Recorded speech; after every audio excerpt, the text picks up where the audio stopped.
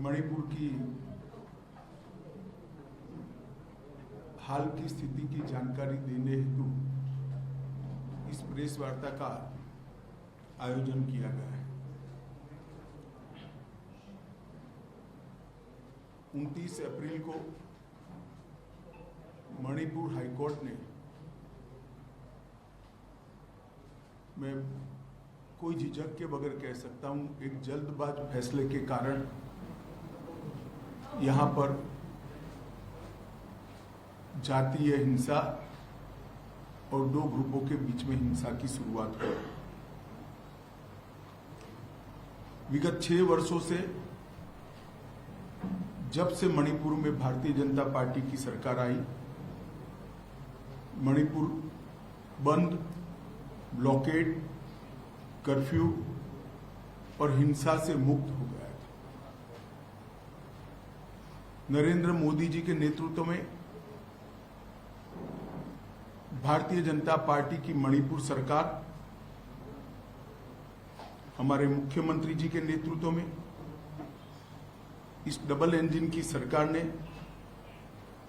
विकास के सारे पैरामीटर्स में अभूतपूर्व सिद्धियां हासिल की। ये 6 साल मणिपुर के इतिहास में विकास और शांति के 6 साल के रूप में जाने जाते हैं।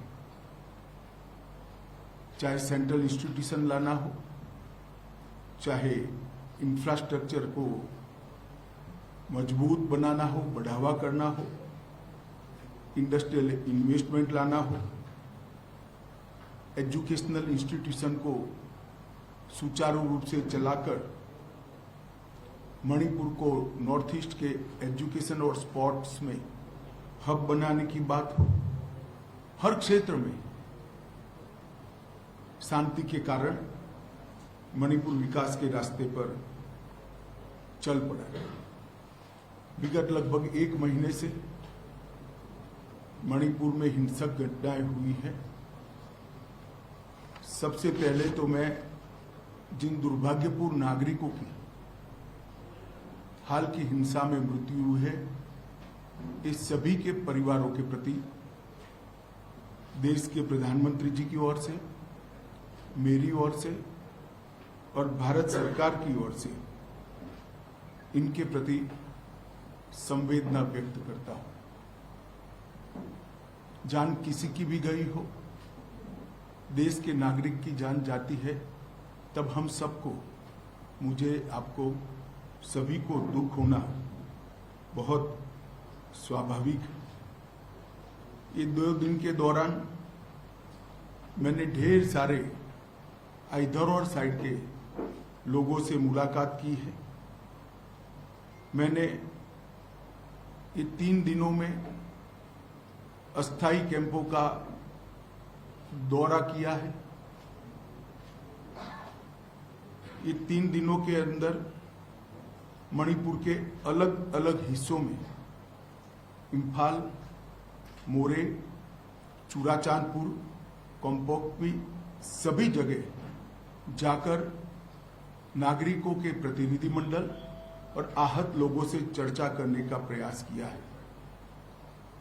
राज्य के कैबिनेट मंत्रियों के साथ भी मीटिंग की है। महिला संगठनों के साथ भी दोनों ओर मेरी मीटिंग हुई है। मतई समुदाय के लगभग 22 सीएसओ को मैं मिल चुका हूं। इसी प्रकार से कुकी समुदाय के भी 25 से ज्यादा सीएसओ के साथ मेरी मीटिंग हुई है। बुद्धिजीवी संगठन, प्रोफेसर, रिटायर्ड अफसर, समाज के सभी वर्गों के साथ शांति लाने के उपायों के लिए और शांति की चर्चा के लिए मेरी बातचीत हुई है। अलग अलग 11 पॉलिटिकल पार्टियों के नेताओं के साथ भी मेरी डिटेल चर्चा हुई है। ओलंपियंस और राष्ट्रीय खेलों में खेले हुए खिलाड़ियों से भी मेरी चर्चा हुई है और सभी पार्टी के चुने हुए प्रतिनिधियों से भी मेरी चर्चा हुई है। 2 राहत कैंपों में मैं गया।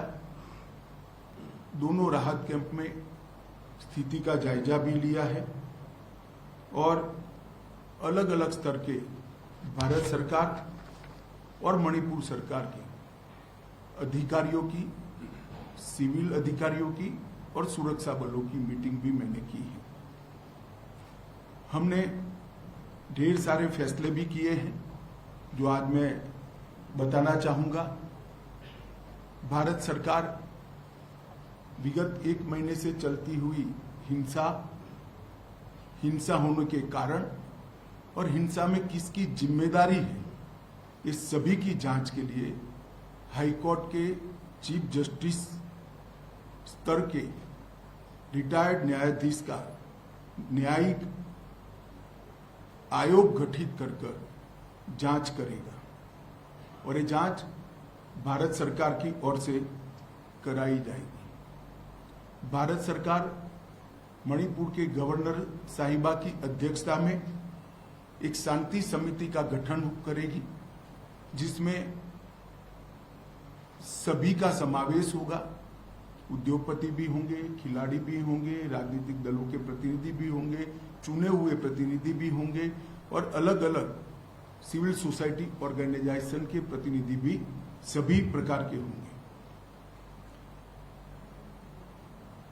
मणिपुर में अभी ढेर सारी एजेंसियां सुरक्षा की दृष्टि से काम कर रही हैं।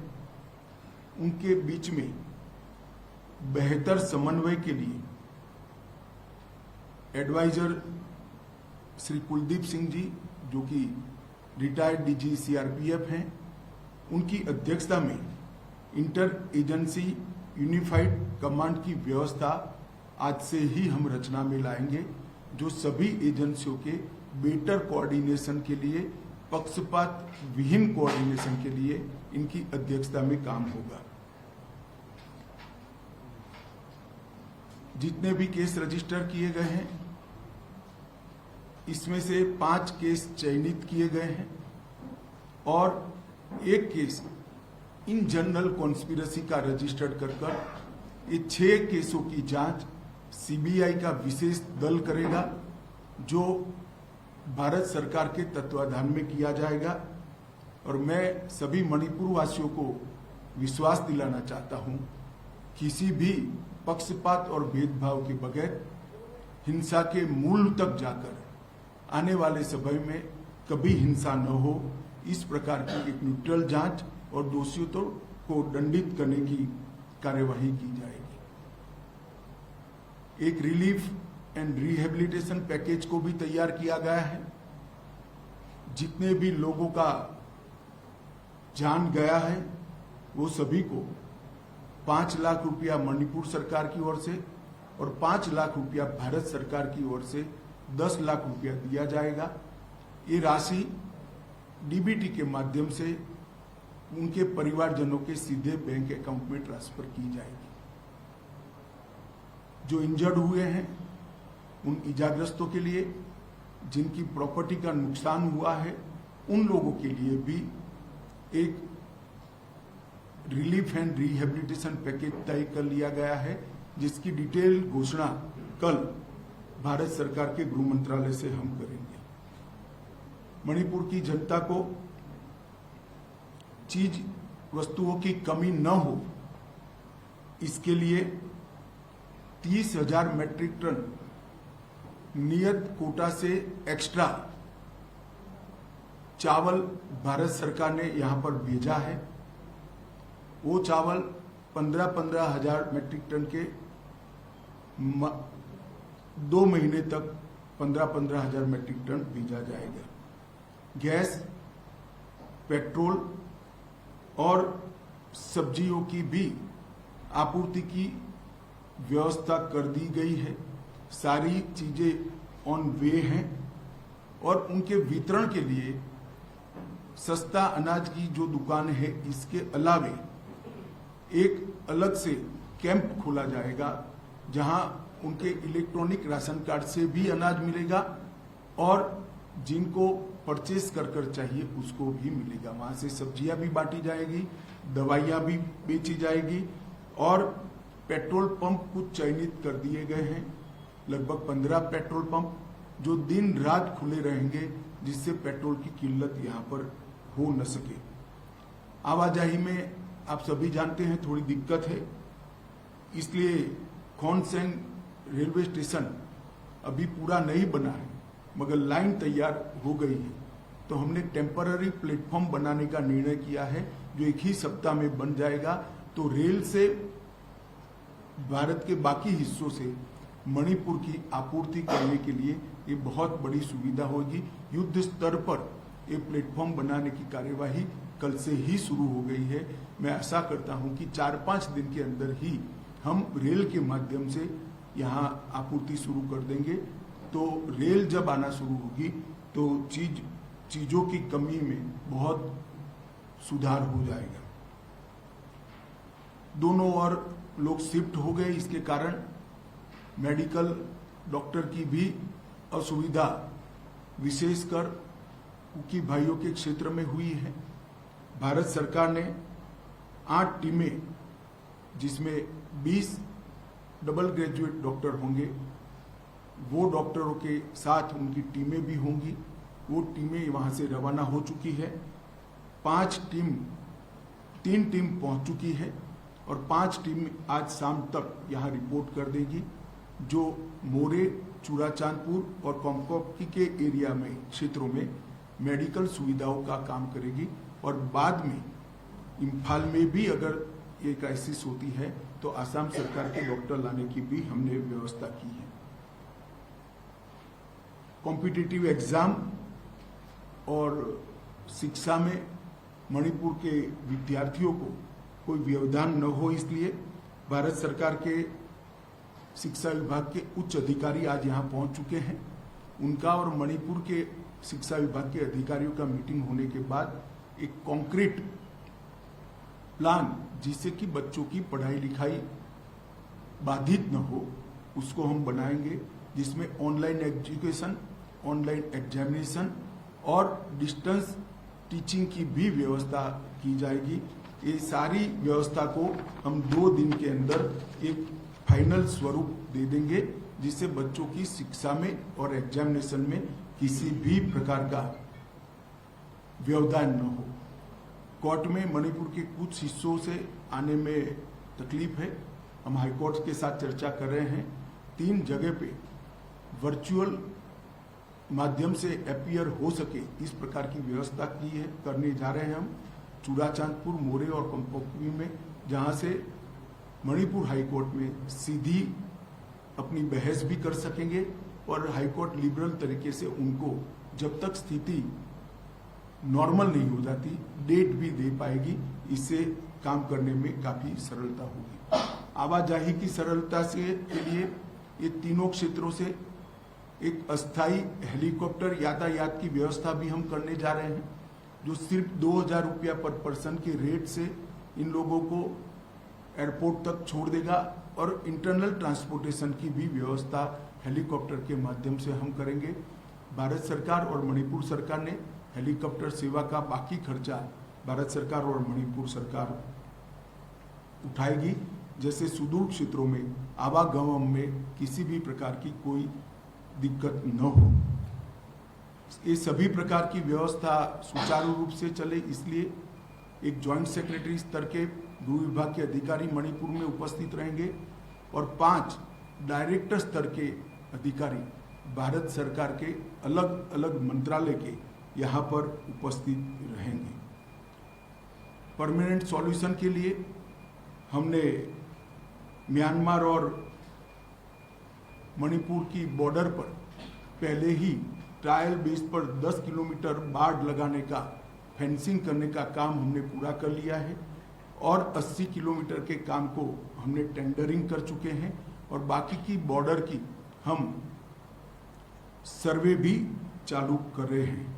और पड़ोस के देश से आने वाले लोगों की बायोमेट्रिक्स और आई इम्प्रेशन लेने का भी काम चालू है, जिससे आने वाले दिनों में उकसावे से यहाँ पर हिंसा न हो। मेरी सभी मणिपुर वासियों के से अपील है कि आप कृपया अफवाहों पे ध्यान न दें। अफवाहों के निरसन के लिए यहाँ पर कुछ टोल फ्री नंबर बनाए गए हैं, इधर और साइड से शांति बनाए रखें। मणिपुर में शांति के कारण विकास का एक नया युग 6 साल से चल रहा था। कोर्ट के एक फैसले के कारण, थोड़ी मिसअंडरस्टैंडिंग के कारण ये मनमुटा हुआ है। मुझे भरोसा है कि मणिपुर की जनता आपसी सद्भाव के साथ चर्चा कर जल्दी इसका निपटारा लाएगी। जहां तक केंद्र सरकार का सवाल है, मैं एक स्थिति स्पष्ट कर देना चाहता हूं। मैं सू ग्रुप वालों को भी एक कठोर संदेश देना चाहता हूं कि सू एग्रीमेंट का किसी भी प्रकार का वायोलेशन, किसी भी प्रकार का विचलन बहुत सख्ती से साथ लिया जाएगा और वो समझौते के भंग के रूप में लिया जाएगा। तो कृपया समझौते की सभी शर्तों का कठोरता से आप पालन करिए। आज से हम इसको बहुत स्ट्रिक्टली मॉनिटर करेंगे और जिन लोगों के पास हथियार हैं उनसे भी मैं अपील करना चाहता हूं कि अपने अपने हथियार पुलिस के सामने सरेंडर कर दें। कल से पुलिस कॉम्बिंग ऑपरेशन करेगी और कॉम्बिंग ऑपरेशन करने के बाद जिनके पास से हथियार मिलेंगे उन पर कठोर न्यायिक धाराएं लगाई जाएंगी। तो मेरा सभी से अपील है कि जिनके पास हथियार हैं वो सभी लोग पुलिस के सामने अपने हथियारों को सरेंडर कर दें। मैं सभी सिविल सोसाइटी ऑर्गेनाइजेशन से भी निवेदन करना चाहता हूं कि अफवाहों पर ध्यान न दें। समय शांति बनाने का है, समाज के अंदर सद्भावना बढ़ाने का है और जिस काम के लिए आप लोगों ने ऑर्गेनाइजेशन बनाया है, मैं मानता हूं वो काम यही है। तो आप लोग कृपया दोनों साइड से शांति बनाने का, चर्चा का और सद्भाव बढ़ाने का माहौल बनाए, ऐसी मेरी आप सबसे विनती है। धन्यवाद।